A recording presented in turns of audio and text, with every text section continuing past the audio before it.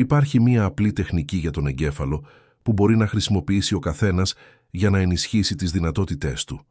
Αν δυσκολεύεστε με τη συγκέντρωση, τη δημιουργικότητα ή την επίτευξη στόχων, αυτή η ανακάλυψη θα σας ενδιαφέρει. Πρώην νευροεπιστήμονες της NASA αποκάλυψαν ότι η μέγιστη αξιοποίηση του εγκεφάλου σας δεν απαιτεί αυστηρές ρουτίνες ή πρόημα ξυπνήματα. Μελετώντας τα μοτίβα εγκεφάλου εξαιρετικά επιτυχημένων ανθρώπων, ανακάλυψαν μία πηγή γνωστικής ενίσχυσης, το κύμα της ιδιοφυΐας. Αυτή η τεχνική ενεργοποιεί περιοχές του εγκεφάλου, βοηθώντας στη βελτίωση της νοημοσύνης, της δημιουργικότητας και της παραγωγικότητας, χωρίς κόπο.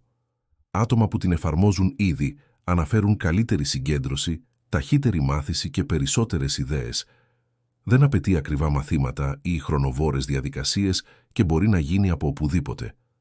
Σκανάρετε το QR code παρακάτω για να δείτε τη δωρεάν βιντεοπαρουσίαση και να μάθετε πώς να ξεκλειδώσετε το κρυμμένο δυναμικό του εγκεφάλου σας πριν αυτή η γνώση χαθεί.